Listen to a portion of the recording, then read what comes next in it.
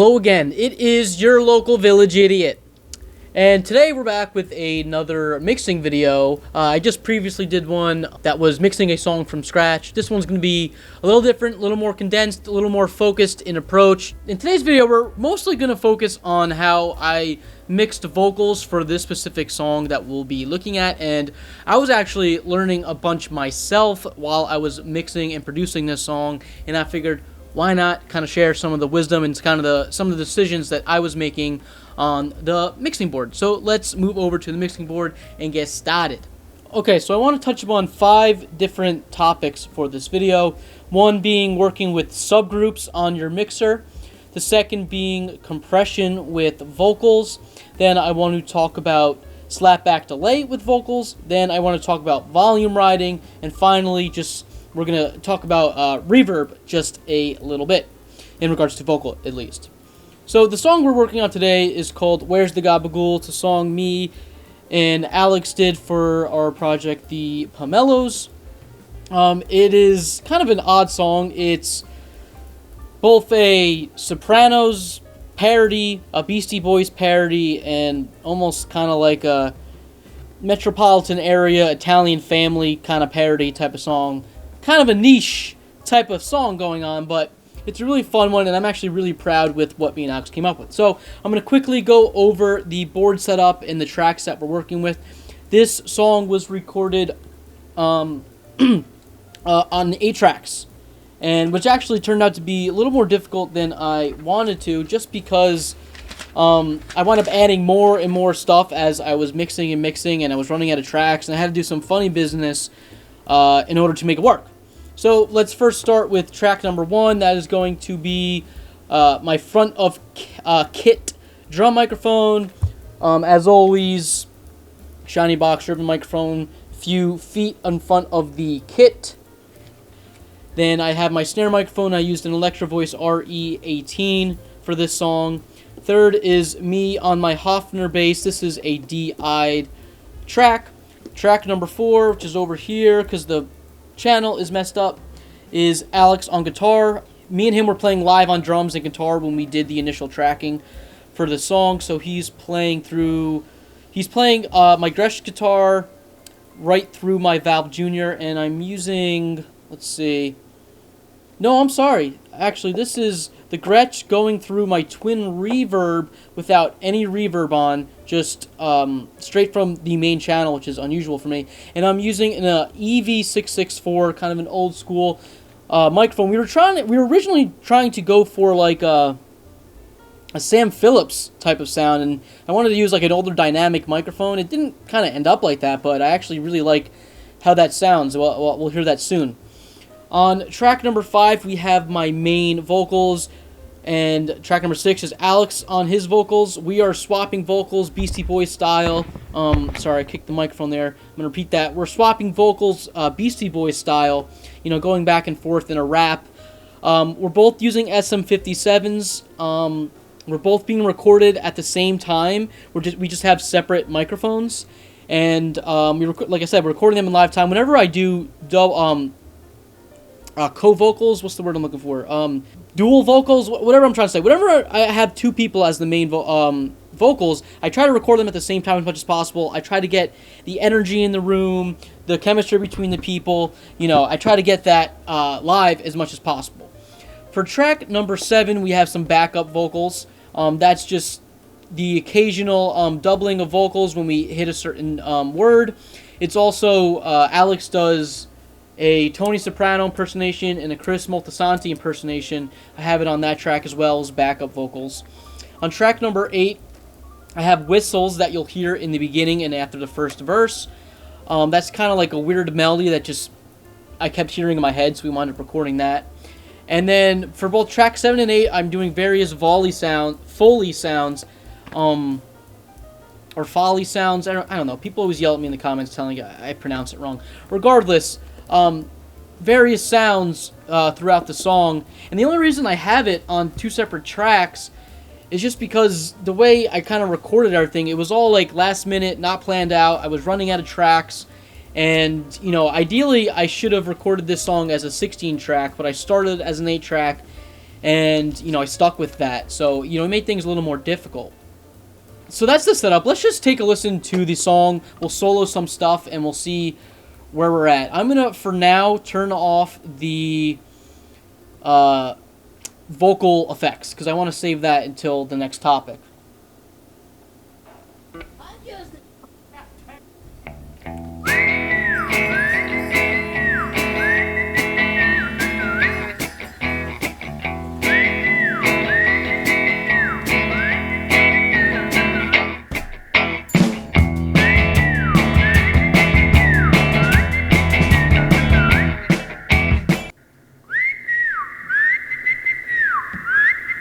That's doubled whistles. New lunch, fresh and satchriol. Best pork in Jersey, yeah, we got it all. Short stack crew, I was mono. And through the front door walked Tony Soprano. Comes up to the counter, tells me what he needs. The rye was shade. Combing his wings, walks in Paulie walnuts. Fresh track suit picking up his cold cuts. I hear him call out.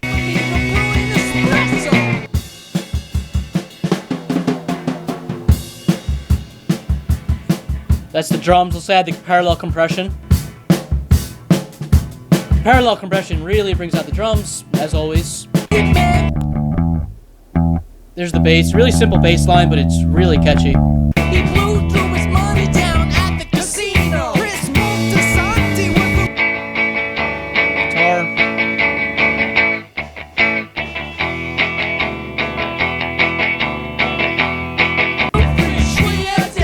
Everybody's got the goods, Tony takes a bite. Ooh, mano, something don't feel right. Where's the gabagool? Where's the gabagool? Where's the gabagool? Alright, I'm not going to play the whole song just yet. That actually sounds pretty weak without the slapback delay on the vocals. And, you know, that's what I wanted to talk about today. But before we get there, let's talk about subgroups when you're mixing. And a subgroup is basically when you send multiple tracks to one channel and you manipulate the signal from there. So for the vocals on this song, both the main vocal tracks, me and Alex, as well as the backup vocal tracks, instead of just playing these tracks straight to my main stereo channel, I turned that off here, which controls the left and right channel for those three tracks, and I'm sending these tracks via my aux sends. I'm sending those three tracks at an even amount through my DBX 160X compressor. And from there, that compressor, I have it routed, if you can see right here, to this channel right here. So now, these three vocal tracks, I can manipulate the EQ from here, right? You can see I'm boosting some high end. I'm cutting a little bit of upper mid-range for the EQ for all those tracks. I make those changes there. It's sent through my compressor. The compressor acts on those vocal tracks simultaneously, and that comes to this track right here. And here I could adjust the volume of all three tracks. If I want one of the tracks to be higher than the others, I could do that here, and you know, it'll only affect this track, you know, in the total mix. So you know, that subgroup is really useful for this song because I want all the vocals to be as cohesive as possible. And sending them all through my DBX compressor actually does a fantastic job. Usually, when I record vocals, I will record them with compressor while I'm tracking. And for this song, I didn't do that. And the reason I didn't do that was because I only had one DBX 160 compressor available. And I really like using that specific compressor on vocals. And since I was recording my vocals and Alex's vocals simultaneously, I wanted them to have the same compressor, and with one I just couldn't do that. So I said to myself, alright, I will record them without any compression, and I will add compression during the mixing stage. And I'm really glad I did that because it allowed me to mess around with the compression ratio that I'm using for this song, and that wound up actually being really important for the final product. And if I didn't do that, I probably would have came out with a pretty lackluster performance for the vocals. You know, with this Beastie Boys style delivery, you know, you want it to be punchy, you want it to be up front, you don't want it to be too compressed, and you know, that's where I did some messing around. So we're actually going to play back the compression, or we're going to play back the song rather, and we're going to mess with the compression ratio, and you'll hear the sound from there. Before we get to that though, I want to talk about the slapback delay. So after the vocals are summed and sent to this track 2, I then send this track 2 to my Space Echo via another auxiliary send here. So I'm sending that to my Space Echo as a slapback delay, and that is coming back here on track number, or I should say channel number 19. So I can control the slapback delay right here. You'll see that in a second.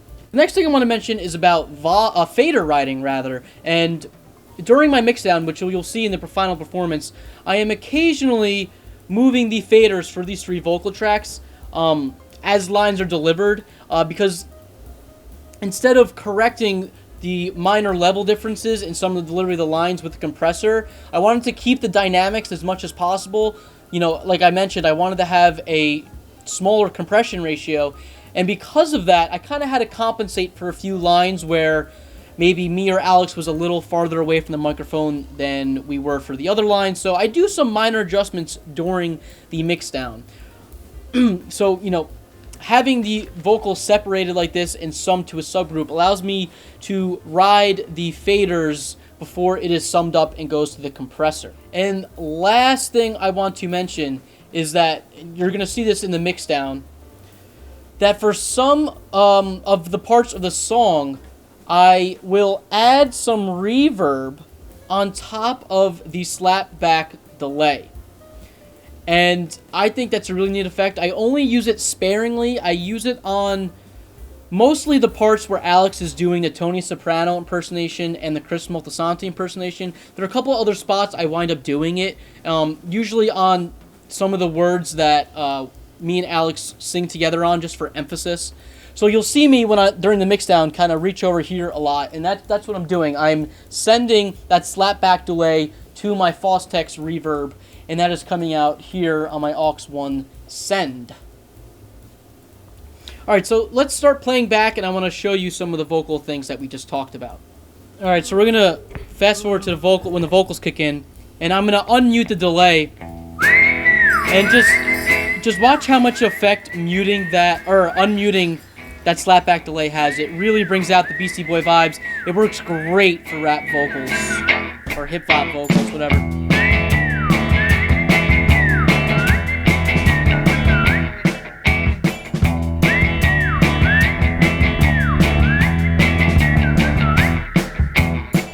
Noon lunch, rush at Satchriol. Best pork in Jersey, yeah, we got it all. Short-staffed crew, I was grating Romano. Went through the front door, walked Tony Soprano. Comes up to the cat and tells me what he needs. This is just the Space Echo now.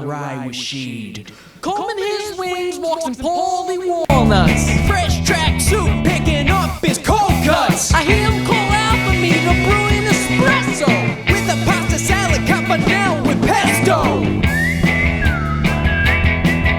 Alright, this next verse, I'm going to mess with the compression ratio. Silvio is next, the conciliary, putting made men in the obituary. Only buys a wedge of pecorino. He blew through his money down at... I'm going to mute the slapback delay for this exercise, just so you could hear the dry vocal track as much as possible in relation to the rest of the song. So, when I mix down this song, I'm going to be using a compression ratio of 4. We're going to start with that, and then we're going to go to compression ratio of 10, and then from there we're going to go to 2. All right, let's go back.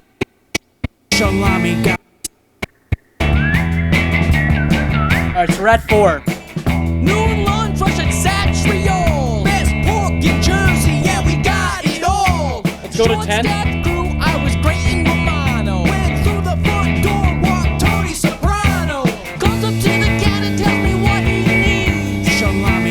To me, it sounds so much weaker and pushed back. Combing his wings, walks in Paulie walnuts. let's go to a ratio of 2 to 1 now. I hear him call out for me to brew an espresso with a pasta salad campanelle with pesto.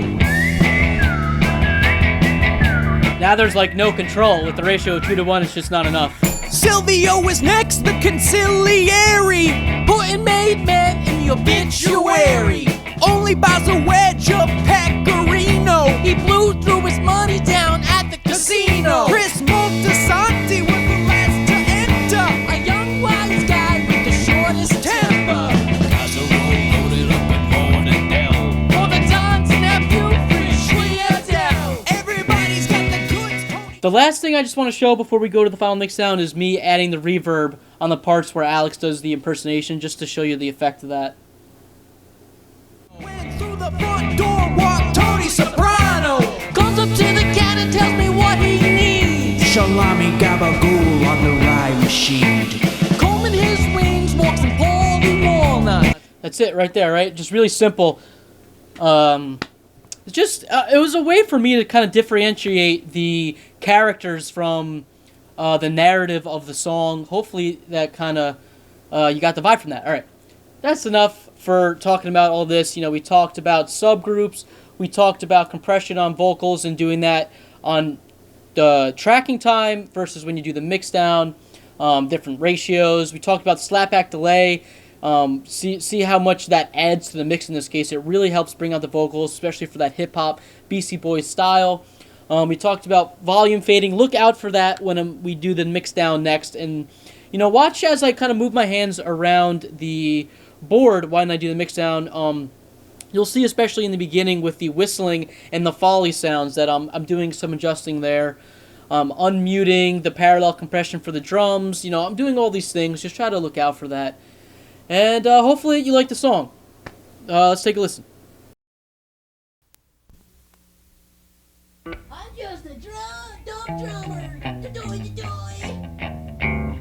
Gosh, I don't know. I'm just a drummer. Rat-tat-tat.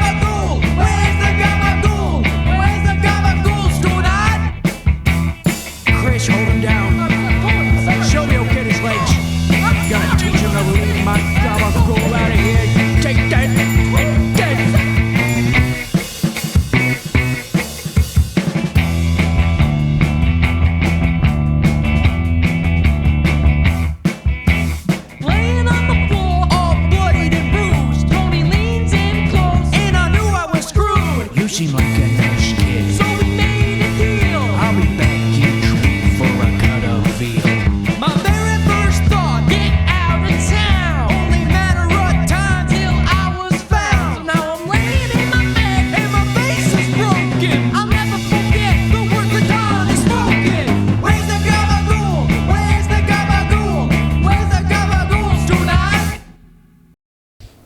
Well, I really hope that you guys enjoyed that song. I love how that song came out. It is really unique, and me and Alex kind of knocked it out of the park, if I could pat myself on the back. If you want to listen to this song, it's not going to be out for a little bit. Me and Alex want to do a proper release because we're rather proud of this song compared to some of our others. So we want to do a cover photo and all that. So it's not going to be available just yet. It's not going to be on Spotify just yet, unless you're watching this video in the future and it is out, right? Because that's kind of how pre-recorded videos work. Okay, another one of these awkward endings.